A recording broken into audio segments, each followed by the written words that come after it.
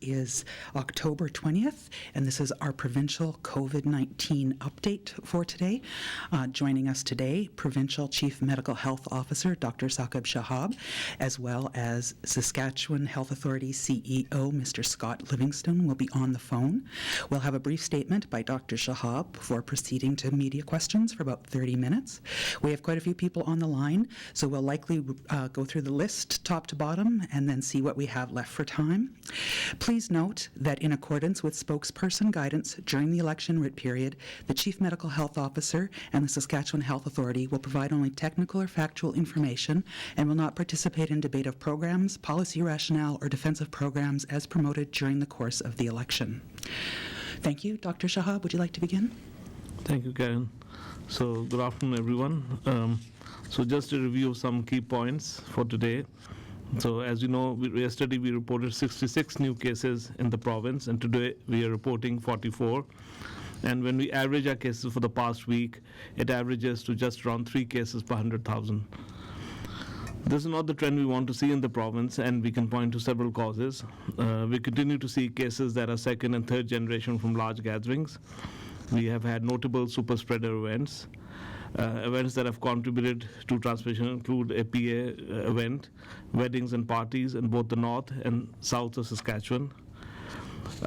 This is a time when we will also see symptomatic people following any transmission events on Thanksgiving. And while most people celebrate Thanksgiving carefully with their immediate family members or extended households, we have had reports of transmission, and in some cases where people unfortunately went while infectious to not one gathering but several gatherings. So this just shows how we really have to be careful in terms of those close gatherings at home, sticking to a small, consistent group of people.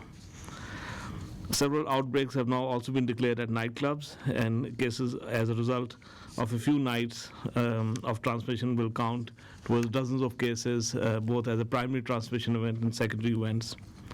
Small events can lead to significant transmission.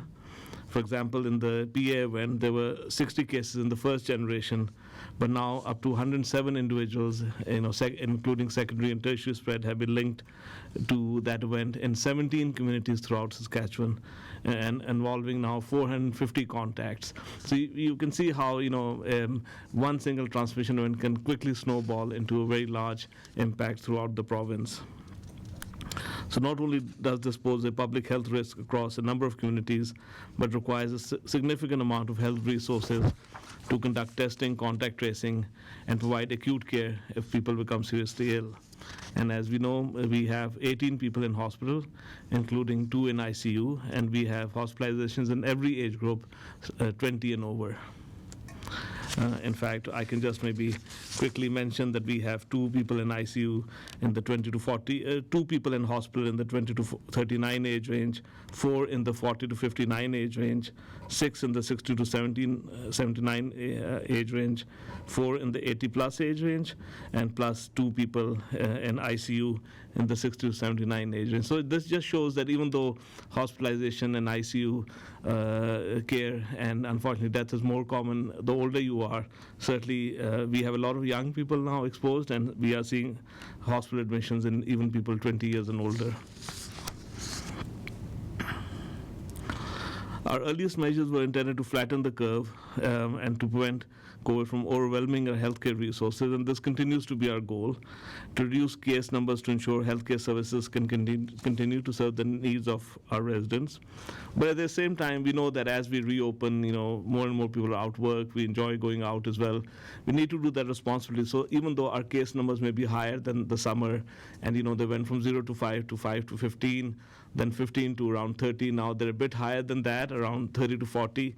We do need to, even at high numbers, keep them stable. We can't see them just rising for indefinitely. And as I said, when we look at thresholds, 60 cases per day is one threshold, that's around 5 cases per 100,000, and then 120 cases a day is a second threshold, that's about 10 cases per 100,000. At a provincial level, but we also need to monitor at a local level if cases are increasing significantly. And we also need to look at the nature of those cases. Can we track and trace all the cases? Because this is important, because if we can understand where transmission is happening, a higher case number is still manageable. But if we have cases where we can't find linkages to one another, then that becomes a greater concern.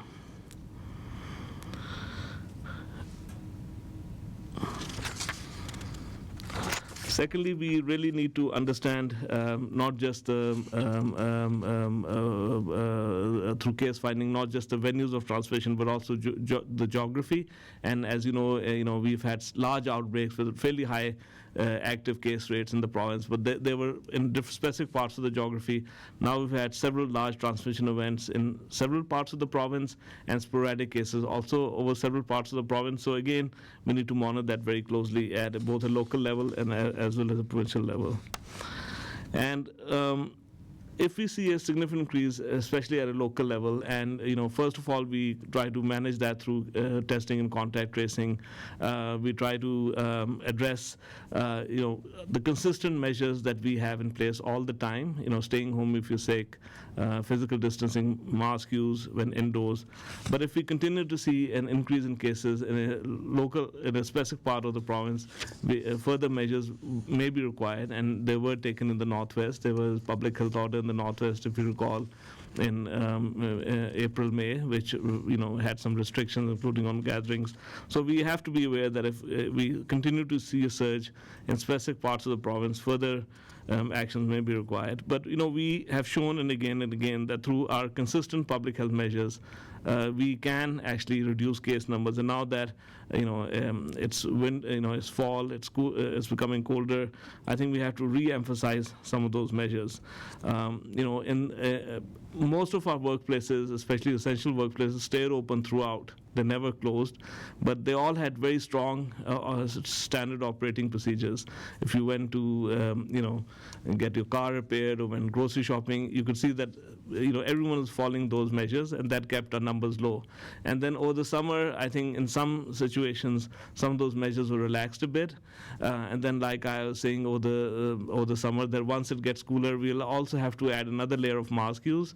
And now we really have to look at our workplaces, how we're socializing, and make sure that are we staying home when we're sick? Are we maintaining physical distancing from people not in our household? Are we using a mask when we're in a public place? And I think many of us have noticed that in some situations, mask use is very high. In some situations, it is quite low. And we all need to work with each other, with our employers, employees, customers, to encourage high levels of mask use.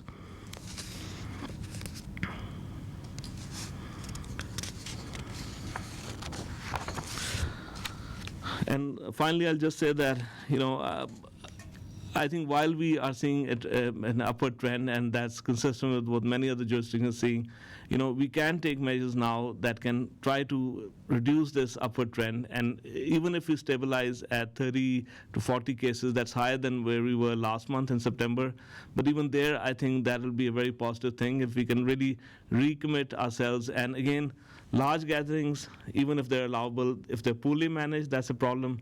Small gatherings in the house, again, have to be managed properly. Don't attend if you're unwell. Work with your host to make the event safe. And workplaces, again, is another area where, again, standard operating procedures, mask use or plexiglass barriers, if you're close in the 2 meters with a customer, are important. And even interacting with colleagues in the workplace, maintaining that physical distance, mask use where appropriate in common areas is going to be important, because colleagues and co-workers shouldn't be part of your extended household bubble, and we need to observe the same precautions there as we would in any other public place. Thank you. Thank you, Dr. Shahab. We'll now go to questions. We'll start in the room. Lynn? Sure.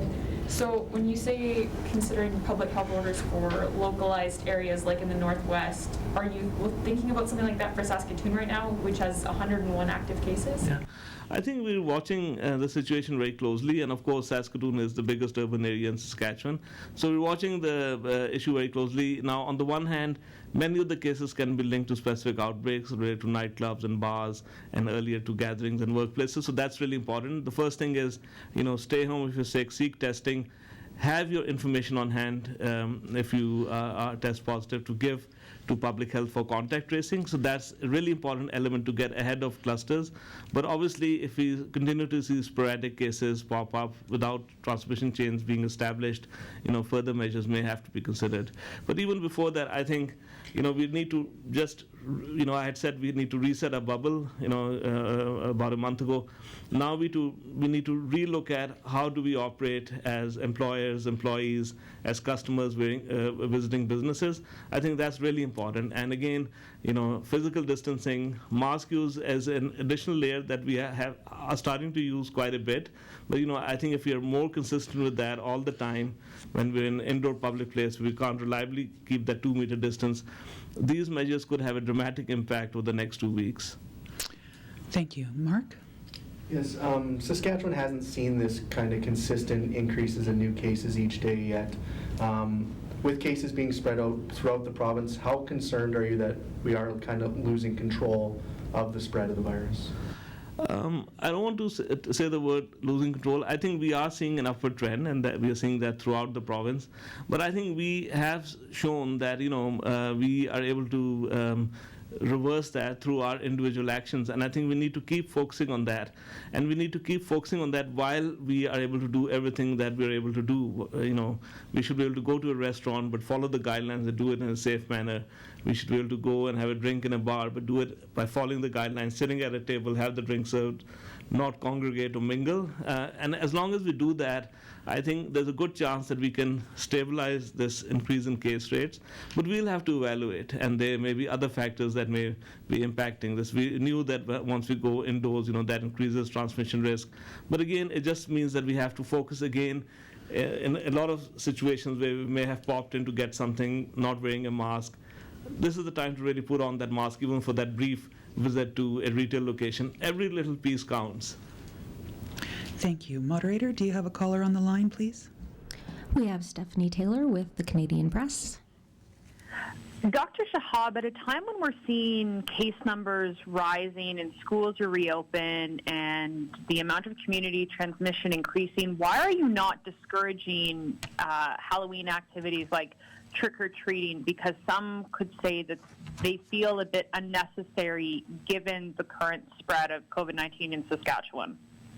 Yeah, so first of all, regarding schools, I would like to say that, we always knew that we would get the occasional case in schools, and the sporadic cases in schools we have seen, it has been actually what we expected to see, and compared to other jurisdictions, actually, it has been less than what I had expected to see, and that again speaks to the tremendous amount of work that teachers, staff in schools, parents, and children themselves have put in. I think children have really been following the guidelines, and we have about, up to date, we've had about 41 cases, mostly with a single case in a school. 20 of them have come out at the other end and now back to routine operations, and 15 still have a single case isolating with some contacts, and about 6 have had 2 or more cases. So I think the schools are functioning well in the current situation. Halloween, again, we have our guidelines online, and what I would recommend really is, I know in some parts of Canada where there's cases much higher than what we are seeing, they have put in, not throughout the province, but specific cautions in specific parts of other provinces. What I would suggest is, as of today, that in most of Saskatchewan, throughout Saskatchewan, if you choose to celebrate Halloween, for children who are younger, go close to your house, go to a few houses who have the lights on and are participating, follow the guidelines in receiving candy and giving candy, maintain that 2-meter distance, use a pair of tongs, something to give candy out.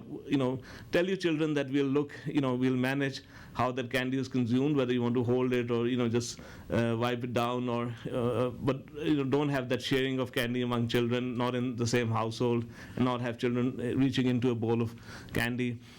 And enjoy the day outdoors as a household group. Don't congregate among friends and neighbors who are not part of your extended household closer than 2 meters. See and be seen and wave to each other. And I think Halloween is very popular with older children and with adults, but this is not the time to have indoor parties. This is, certainly dress up, walk around, see and be seen. So I think that's my advice at this time. Obviously, if we need to relook at that closer to Halloween, we will. But outdoor, physically distant, keeping it small in terms of few households in your neighborhood, I think would be the way to go at this time. Thank you. Moderator, next call, please. We have Britton Gray with CJME. So yeah, I'm just wondering, I know we've talked about that kind of 60 case threshold there per day over a certain amount of days. When it comes to looking at possibly restrictions, would that be something you'd look at if we reach there, more restrictions? And then would it be regional or we go province-wide? Yeah. So the actual numbers at which specific measures have been taken in other parts of the world or other parts of Canada have been much higher than 5 cases per 100,000 or 10 cases per 100,000. But having said that, at a provincial level, certainly we've always used that 5 cases per 100,000 or higher is one threshold that then we will start relooking at several things, and 10 cases per 100,000 is a second threshold. Beyond that, I think what we've seen is that we get a steady increase, but then we get kind of spikes in different parts of the province. And if you look at our active case numbers by geography, they go up and then they come down in one part of the province, and that's what we have to track as well. Now, if we have a large number of active cases due to a defined outbreak, that's really a situation where we can manage the contacts, we can isolate the contacts so that the contacts may become a case, but then they don't transmit further because they're already isolating. So then any further restrictions are not required. But if we start seeing increase in cases without a link to a common exposure event and they keep rising, and then we may have to consider local measures at that time. But again, I think we're watching very closely. And we have had experience with the Northwest where there was an increase in cases at a community level. It was managed very intensively, and we got over that. So we have had some really strong experience in the past with those situations, and we'll use those tools and those lessons learned again. Thank you, Doctor. Next caller, moderator. We have Guy Quinval from CBC. Hi, thanks for your time, Dr. Shahab. I'm just wondering, are you considering any restrictions for bars and nightclubs in Saskatoon specifically, given the number of cases in the city linked to nightclubs lately? I'm thinking of things like earlier closing times and mandatory masking. And if you're not considering these restrictions, why not? Yeah, I think that's a really important point. So the first thing I'll say is that, so far, as a sector, bars and restaurants have done really well. Like they followed the guidelines throughout the summer and early part of the fall. We've had sporadic cases, few and far between. Haven't really had large outbreaks, but now, of course, we have at least 2 outbreaks linked to a nightclub bar situation. Second thing is, I think not all, and all of us know that when you go to a restaurant or bar, not all bars are the same. Some are very quiet. People sit at the table and have the drink served. They're in their own group and leave. And I think that those kind of establishments are doing well. For establishments that have had examples of crowding, maybe people using a dance floor that's where it's not really allowed. I think the management of those facilities, which may not yet have an outbreak, really need to look at what's happening. Really, call public health if you want to consult. Otherwise, just re-establish your guidelines and standard operating procedures. And for customers as well, don't leave it up to the business owner to control you. I think we all have a responsibility to ourselves and each other's and the facilities we frequent, to make sure that we don't create situations where you can have super spreading events. So that's my best advice at this time. And obviously, in some cases, there's warning letters, ticketing, and fines to business owners. But if this continues, obviously, my preference would be we focus on those facilities that really have problems with crowding, and not entire sectors which for the most part have not been a problem. Thank you, Doctor. Moderator, next caller, please.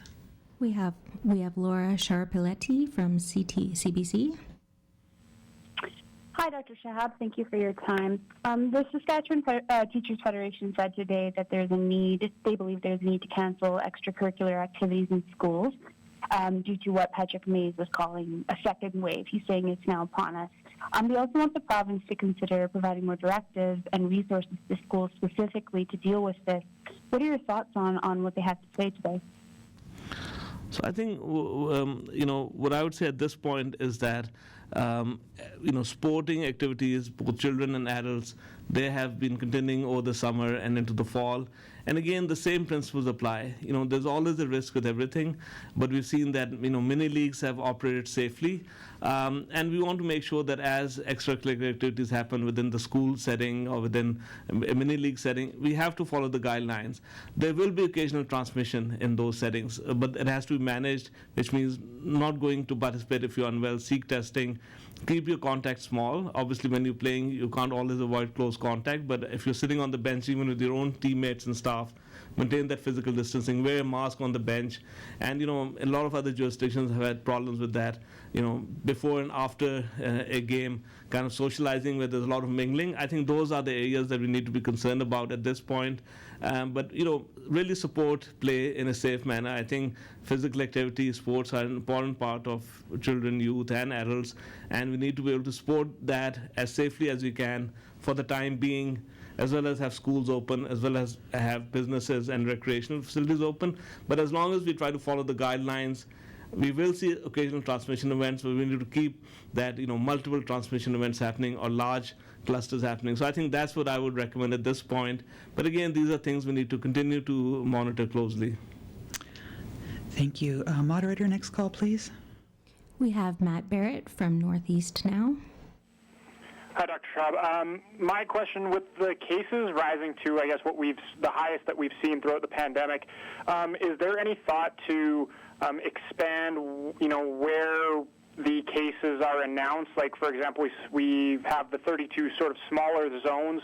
Is there any thought to possibly make that, even more specific to certain municipalities, certain towns, etc., more than what we've seen now, and why the process is what it is right now, I guess? Yeah, that's a good point, and we have looked at that, and there's a couple of things. One is that, when you go much lower than those 32 geographies, you find that people don't really do everything in that one small community. They may go to school here, they may go to work here, they may go to shop here. So I think looking at it as one of those 32 geographies at this point is the most useful. But certainly if there's any additional value to the public by going smaller, I think we can look at that. But at this point, we have looked at that repeatedly, and we find, on our website, we have active cases by the 13 zones on the dashboard when you first go there. And then when you drill down, we have active cases by those 32 geographies. I think that's serving, I think, our needs well, but we can certainly look if there's any further value to going deeper. But, again, a sporadic case due to travel or some exposure who's isolating at home, wherever they are in Saskatchewan, is not the issue. It's usually those transmission events, and usually it involves people from either a small geography where it's easy to manage, or in some cases from a bigger geography where I think it becomes extremely challenging, like a couple of transmission events. We've had people exposed from the whole of Saskatchewan. So I think, but certainly we can look at that. But at this point, I think we feel we have really good information on the website, including by those 32 geographies. Thank you. I think can now resume back to the room. Lynn? Yeah, there were 15 new cases reported today in people ages under 19, I guess. Like, are all of those happening in schools, or where is that, youth transmission happening? Yeah, I don't have the detailed information right now, but what we've seen in, we have, and I'll just revise the number, we have, in school-age children, to date, we have had a